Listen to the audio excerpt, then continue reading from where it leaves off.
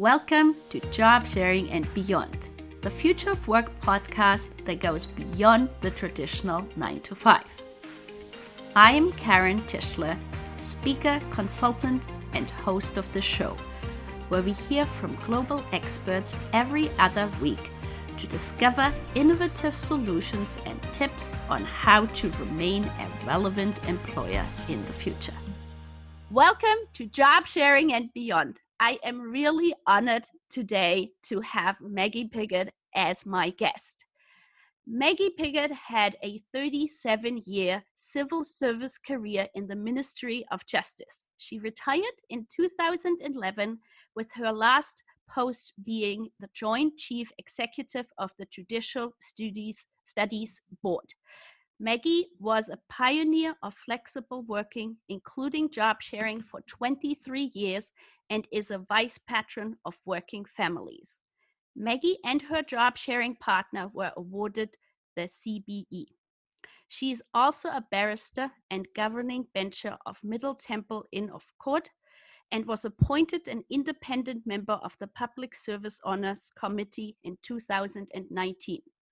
In her retirement, Maggy discovered a passion for dancing, which led her to join Open Ages Dance and the classes in 2013, and she became a member and trustee of the Sage Dance Company. Maggy wrote her book, How to Age Joyfully, in 2019, with the foreword written by Dame Judi Dench. Welcome to our show, Maggy. Thank you, and thank you, Karen, for inviting me to join your podcast. I'm delighted to be here from across the pond. And as you say, across the pond, as our podcast is quite international in nature, could you tell everybody what city you are joining us from and maybe give us some sights or interesting bits about your city, please? Right, well, have always lived since birth in London, in England.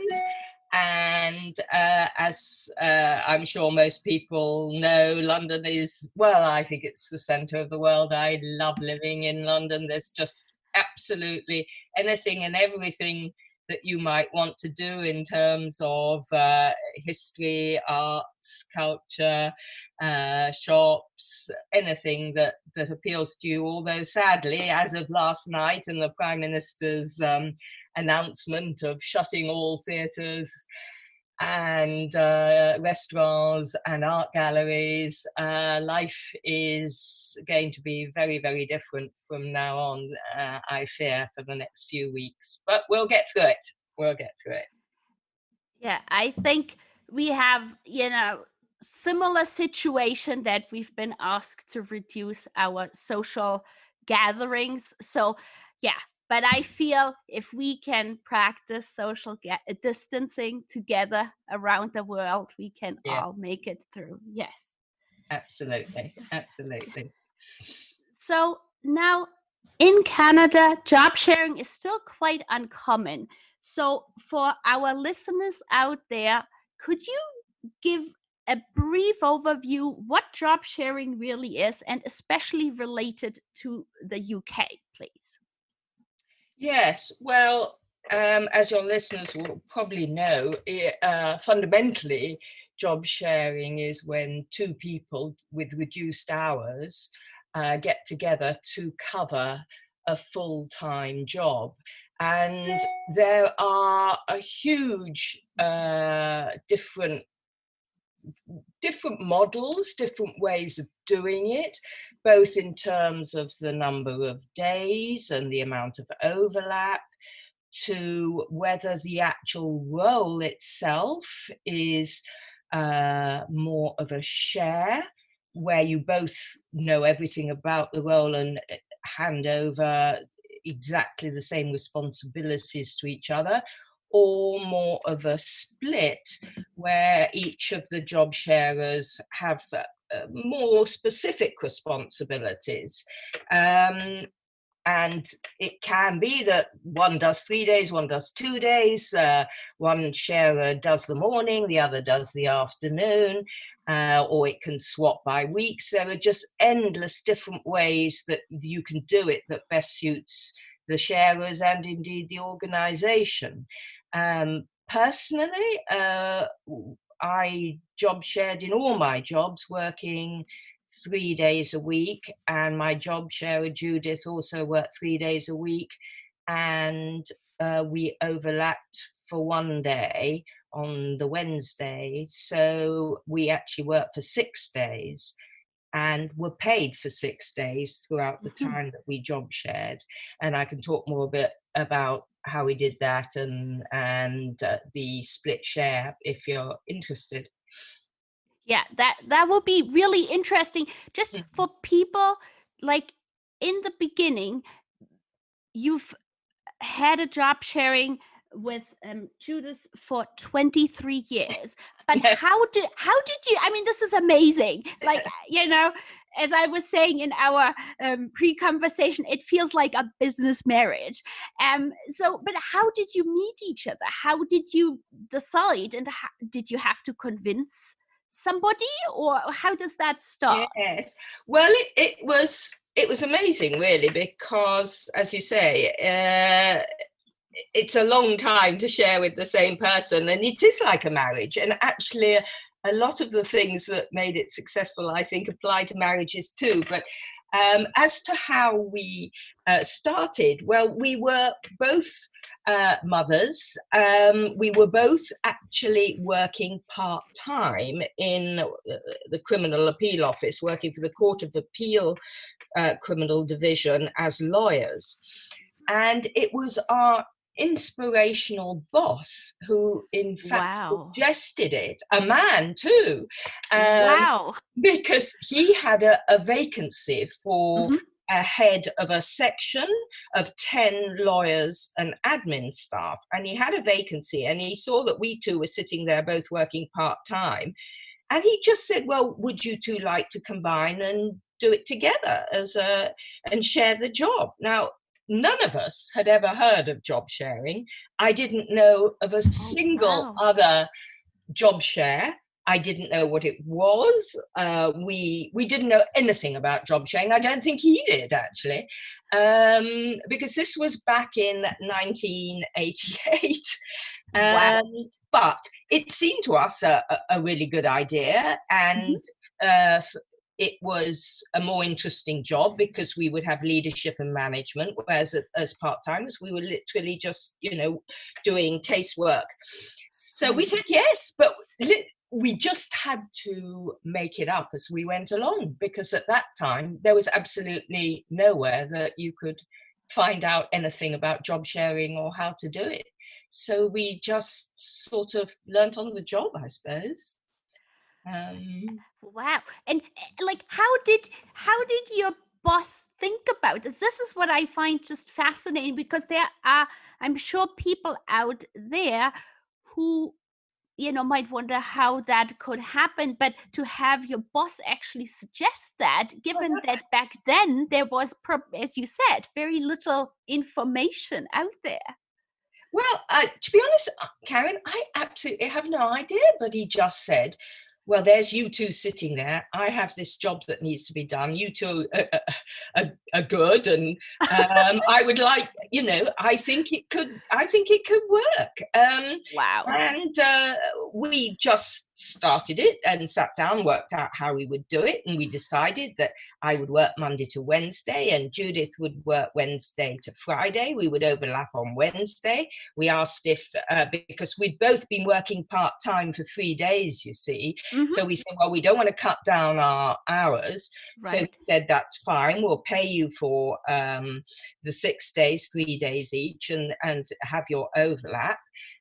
And that's how we started. And we then followed that pattern and that model of me at the first half of the week and Judith at the second half of the week for the following 23 years. We just never changed it because it worked so well for us.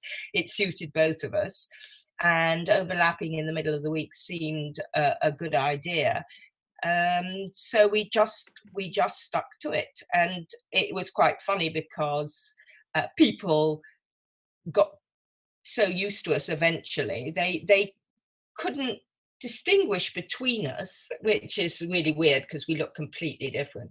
And Right. one of the ways they actually would remember who was who, which sounds incredible when you know us, Right. they used to have this little rhyme of Maggie on Mondays, because I did the first half of the week. So Oh, that's wow. how they remembered that I was Maggie. Mind you, I was still called Judith half the time, and Judith was called Maggie half the time. And we answered to both. We really didn't react, and people would apologize. Well, most people wouldn't notice that they were calling us the wrong name. And we just answered to either name. Okay. And we reckoned that was a success of the job share, that people couldn't Right. differentiate us, even though we look differently and we are incredibly different personalities. Wow. Yeah. So basically, in people's minds, you were doing a job Absolutely. combined, Yeah. and whether it was you during the 3 days or Judith, to them you were doing your job. And Yeah. so that's awesome. And now, when I was doing research, I came across, when you were mentioning in one of the interviews, it's called, is it Wok meeting? I'm German, so I can't pronounce it so well. What is that the word? A rock meeting. Yeah, what does that exactly mean? Oh, that was just a little thing that we developed several years in. One of the things we always insisted on was that we would share responsibility, however the job was cut up between us, and whether it was more of a share or a split, we would always share responsibility for strategy, because we were usually leading a division or a team or an organization. And we used to find that because it was so hectic, and our Wednesdays were always wall-to-wall meetings with other people, that we didn't really have time to carve out the time to really discuss strategy that we needed to do together. So we instituted what we called rock meetings, and that was simply a name I gave it because of something I went to on a course where somebody did a very visual presentation about a jam jar, and the fact that all the little pebbles get through, but the rocks sit at the top and don't get through because all the little pebbles are taking up all the time.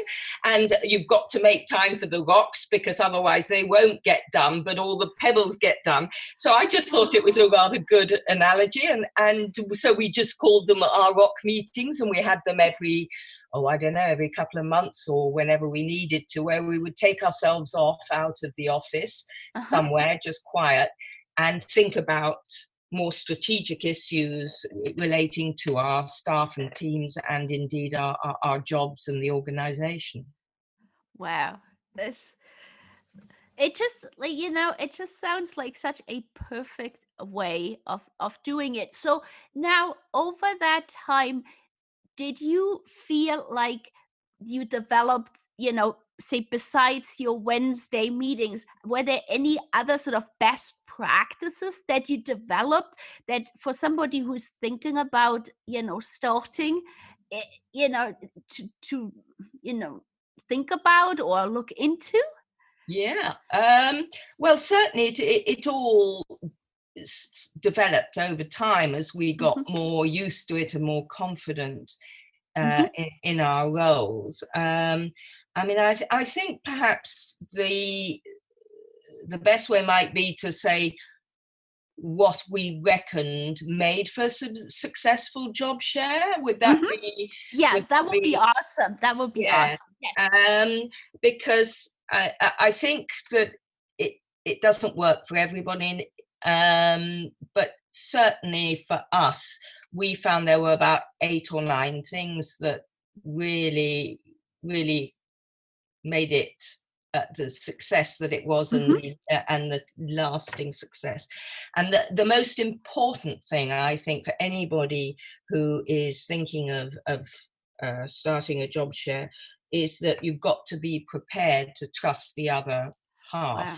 You've got to feel that you can go off when you do, and leave the other person to deal with it, and not feel worried or concerned about that. And also that you never unpick. We made it a rule that if the other half took a decision on something that I'd been dealing with or she'd been dealing with, you wouldn't go back on it. You move forward. You always move forward because you trust each other, and it is as if you were making that decision. So trust is, I don't think a job share would succeed at all if you didn't have trust.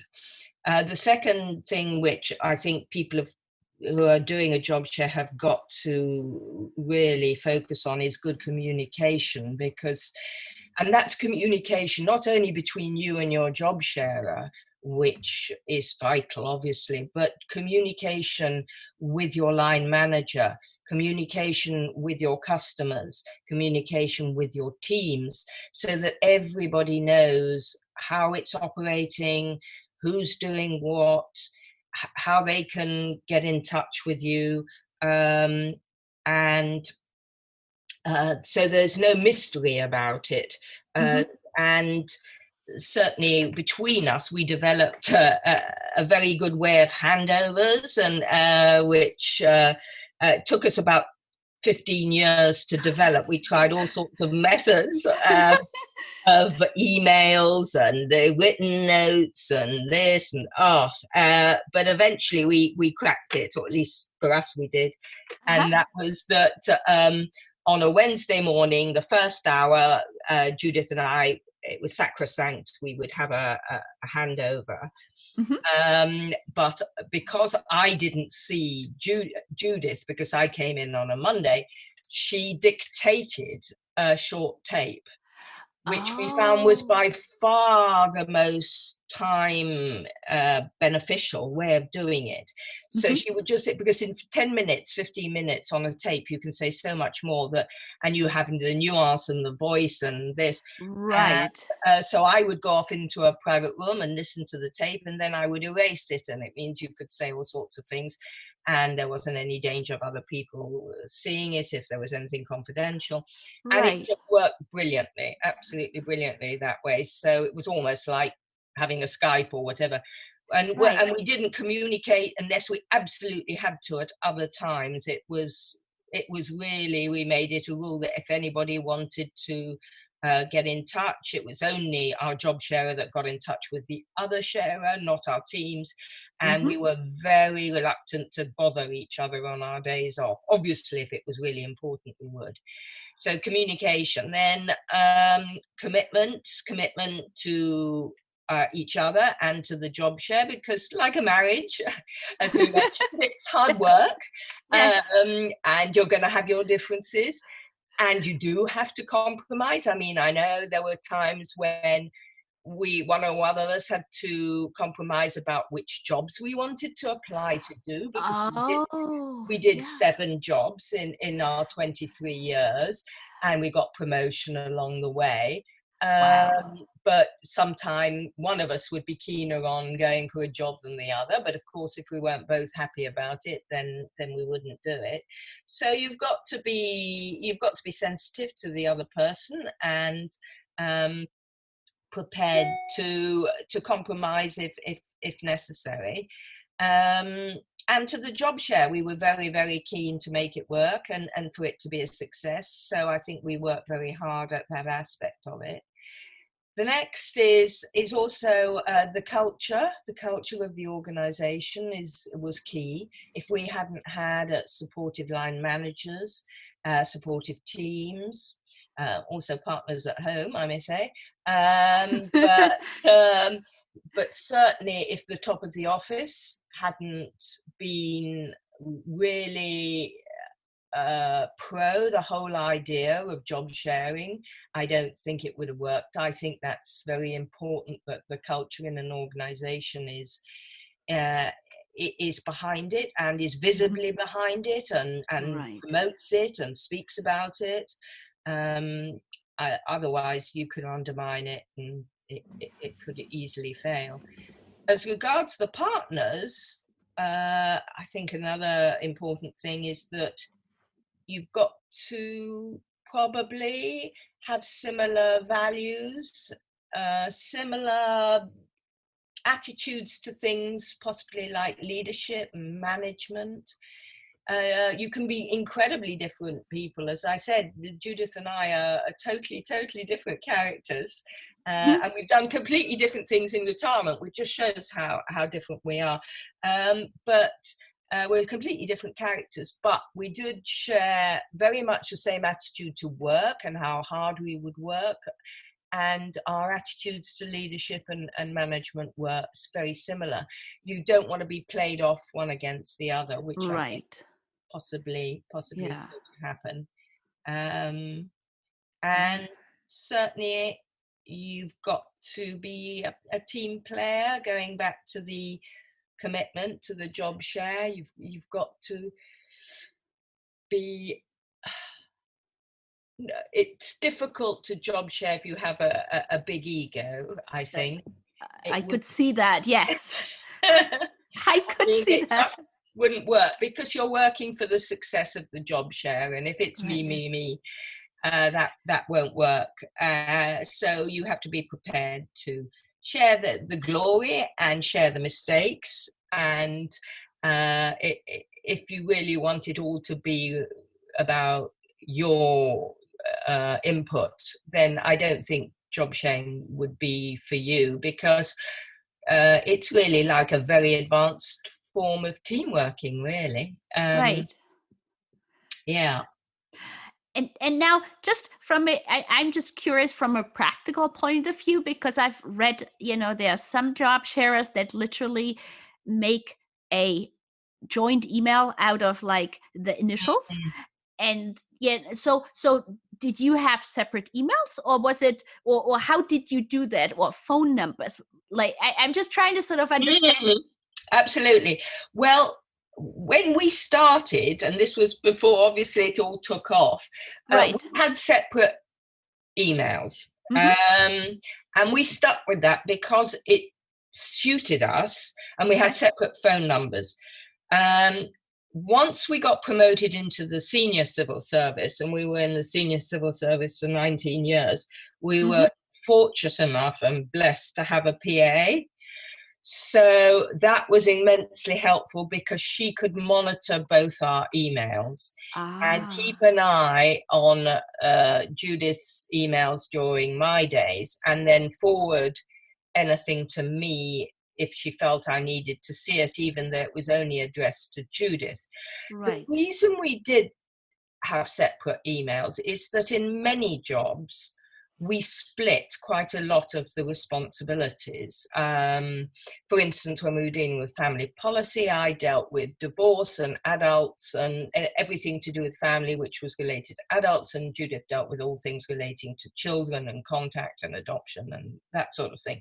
Now, you can imagine we had hundreds of emails coming in. And if I'd had all the ones dealing with children and adoption on a daily basis, I would have been delete, or thinking I have to look at them. So we found that it was much more economical and effective for us to have separate emails, and quite often, and people got used to copying us both in on the sort of things that we both needed to know about. So they just added both of us in the email header if it was more strategic or something that related to the whole organization. And it worked for us. I have to say that most people I know who job share in more recent years seem to share an email. So whether that in fact has proved to be better, I don't know. But for us, certainly separate emails worked extremely well and limited to some extent the amount of email traffic that we got in our inboxes on a daily basis. So, like, what would you, like, I imagine somebody out here is listening and either is a leader who would like to implement it, or somebody who would like to go to a leader and ask them to implement it. So you were lucky that your boss literally came and said, how about doing it? What would you do as the first step? How would you try to, quote unquote, test it out to, maybe like there might be some internal critics or skeptics and say, so what would you, based on your experience, tell them, or how would you maybe set up a trial or a pilot to convince them that indeed it is working? Because quite clearly it is working based on your experience. I'm totally convinced you could job share almost every job. In all our years, we did policy jobs, we did operational jobs, we did jobs dealing with judicial appointments, which was very much an HR type role. And then, as you mentioned at the beginning, for the last 5 years, we were CEOs of the Judicial Studies Board, which had a budget of 11 million, was responsible for the training of 40,000 judges, had a judicial board, worked directly. Our ultimate boss was the Lord Chief Justice. We had loads of stakeholders, customers, etc. And in all the roles we did, we worked with ministers, we worked with judges, we worked with the voluntary sector, with the professions. It worked. And I have no doubt from other job sharers I have met that job sharing can work in almost every situation, however sort of fast or tricky it might be. We certainly encountered right at the beginning some skepticism when we moved from a legal job to a policy job. We got lots of, you couldn't job share my job. I mean, job sharing is wonderful, but you couldn't job share my job. Or, how can you job share a policy job? I mean, the deadlines and ministers and all that sort of thing. But once you get the people and it's set up and it's working, it's incredible how all that sort of disappears. And it's found to work. And then everybody settles down and really just takes it as normal. And once it's seen as normal practice, then it grows. We had at one stage 3 pairs of senior civil service job sharers in the department. And people were applying from other departments' job sharers to come to the Ministry of Justice because it was just accepted as a sort of normal way of working. And that was because people had seen it working. And I think that's the real problem why people are not taking it on as much as they are, but it's fear of the unknown, which is totally understandable. I can quite see that if you haven't seen it in operation, you worry about things like accessibility and communications and responsibility, and what if I want to talk to X and it's not their day, and all that sort of thing. But once you see it in action and hear from people who've done it, it really isn't, it really all disappears. But coming back to your question, which is, I think, advice to somebody in a CEO or somebody in that position, I think there are various things that one could do. And the first thing is really to just find out more about it, because there's lots out there now, particularly somewhere like here in the UK, where we have quite a lot. I mean, not huge numbers, sadly, but a lot of senior job sharers now in different roles, from media to law to business. So there's quite a lot of learning and examples and role models out there. There are reports on how you can make it work. There's guidance out there. So one could certainly do the research on how to go about doing it. I think talking to those that have done it, actually speaking to people who have job shared and have made it work for how they've done it, and having them speak to people who will manage job sharers is very helpful, actually face to face. Again, I think you've got to be prepared to put the resources into it, because it's not going to just happen.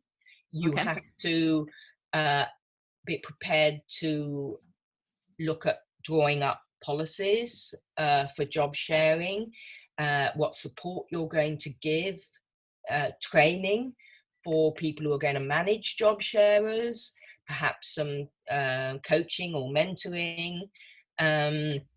Having a register, if it's a big organization. In the civil service, they've been amazing here. They have a job share finder register where you can register your interest and find a partner. I appreciate with small organizations that's obviously much harder, but for bigger organizations that's worked amazingly well, and the civil service is way ahead and in the lead, and just won another award for their practices on job sharing and flexible working. Wow. And then you've got to look at you can get professional help. I think there are organizations that can help institute job sharing. We have Working Families here, which is a charity, a wonderful charity, which, as you mentioned at the beginning, I'm involved in, who helps employers on flexible working. So there may be other help to be had out there. I don't know what it's like in Canada and how much help there is out there, but they can help with things like job design, because you've got to look at the job and see how it could work for job sharers. And although the job sharers themselves have a responsibility, and we certainly work quite hard in every job we went into to look at how that job could be done as a job share and apply our experience to how we would do it. And we would put that forward in interview and in our application, having looked at the job and spoken to people. And I think that's very important for the job sharers themselves to think about that and allay any concerns that the line managers might have. But you do need to look at job design when you're looking at a job share to make it suitable for job sharing. So there are lots of different strands, and then there's the culture and making sure that the organization or you, if you're the head, is going to support this and be positive about it and speak out about it. We had our heads of department, our permanent secretaries, the most senior civil servant, publicly going on record saying how positive they thought having job sharers was, and how it helped the organization, how it helped how there was a business case for it. And there is, Kat. I mean, research has shown that productivity goes up 30% in job shares. And I think the best evidence we ever had of a job share, of the success of job sharing, is that twice out of our 7 jobs, when we left, we were replaced by two full-timers, replacing 2 3-day-a-weekers, which just showed how the jobs grow and what actually happens when you have job sharers working together. And researchers back that up. Productivity increases with job sharers, and there are various reasons for that, but it happens. When I saw that in my research about you, I was just really, really impressed. And to your point, this is the best evidence. And I imagine you are constantly having a sparring partner, right? You can, explore new ideas, bounce them off each other. And I imagine by doing this constantly, you are able to grow individually and together much further. Absolutely, that is so right. I mean, it's wonderful having somebody else who has 100% the same interest in the job as you are to make it a success, and probably about 80-90% of the knowledge of the job to discuss things with. And we were convinced that by discussing not everything that we had to decide, Right. obviously, but the really important decisions we had to make, that we would come to a better decision, having thrashed it out with the two heads are better than one, which is right, because we had different strengths and different skills, and you can play to your strengths and your skills, and you can learn from each other, you can coach each other, you can mentor each other, and it does result in a much better result for the organization. And the other thing is that we found, both of us, that we could work with an intensity for 3 days, hit the ground running, and just go for it for 3 days, because we knew in 3 days that would be it, and we would be at home looking after our kids when we were younger, and then doing other things when we got older, when they got older. But you can't keep that up for 5 or 6 days at full pelt like that. There's very little downtime. So you have to be good at time management and organizing your work. And you don't want to leave your job sharer to have to pick up all sorts of loose ends. So there's very much this feeling that you want to finish your stuff off in the days that you're dealing with it, so that you're not handing over things half finished. So on the whole, and this is true of part-timers too, actually, they do work with an intensity because it's a shorter time and you can just keep it up for longer. Right. So if you're working 5 days, where there's more time for a chat round the water cooler, and you do miss that. I miss that, the sort of time out with colleagues and things. It's hard. You lose a lot of that. Simply because you've got less time to do what you need to do but you are more productive. All our teams used to breathe a sigh of relief when we went on holiday, I think. That's funny. It's Maggy, it is really fascinating to listen to you, and I'm sure you would have so many more stories. I'm literally feeling maybe Maggy should come back, in a year or so, and then we can, do the next episode so I can hear more details and even more stories, because it's so important, I feel, for people who, especially who are not that familiar, to hear some evidence of somebody who has done it for so long, so successfully, and also, as you said, in multiple positions, and you've got promoted. So to show that this is truly possible, and what a model there is that, in my mind, is completely underutilized across the world. Absolutely. I can't understand it, Karen. I mean, having worked full-time, part-time, I did part-time working for 5 years and job shared. I've done all three. And there is no doubt in my mind that for the organization, in terms of retention, in terms of recruitment, productivity, as I've said, the whole week being covered, the whole message it sends on flexible working and diversity, but the business case, ultimately the business case, that it's good for the organization, and it is a total win-win for both. Both the employees and the organization, and that is why, even though we were paid for 6 days, the organization felt it was money well spent in terms of what they got back from having job sharers doing the job. And that is what I have found talking to a lot of other organizations and job shares over the years, that is the general picture. It's not just us. I mean, we did it for longer than a lot of people and just one partner. So we are perhaps different in that respect, but in respect of the success of it and how it can work and the benefits of the organization and the people themselves, it's the same. I've found the same in all the conversations I've had with other people. Occasionally a job share may not work out, but that may be nothing to do with the job share. It might be to do with the people themselves, or other circumstances as well. Or I'm not saying every job share will guarantee to work. That would be ridiculous. But most of the job shares I have come across have worked, some better than others, obviously. Mm-hmm. Wow. It's been such a pleasure to have you on the podcast. Now, is there something you would like to share with the audience that we haven't really talked about?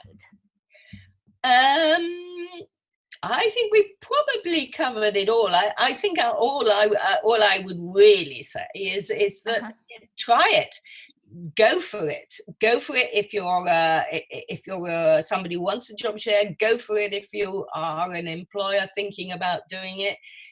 You won't be sorry, and it really will pay back dividends in terms of work-life balance. And now that I'm older, just to finish off, and retired, and are now looking at my next stage of life, and as you mentioned very kind at the beginning, I've written a book about how to age joyfully. And I think one of the things that I mention in my book is how working for longer is very important. And having work-life balance and having other interests, which I've now developed. And a lot of that came because of job sharing. I was able to develop other interests whilst I was still working. And if you job share, because you're not working 5 days, 6 days a week, you can go on working for longer. So it might enable people to keep working for a longer time, and with our increasing longevity, that is going to be necessary.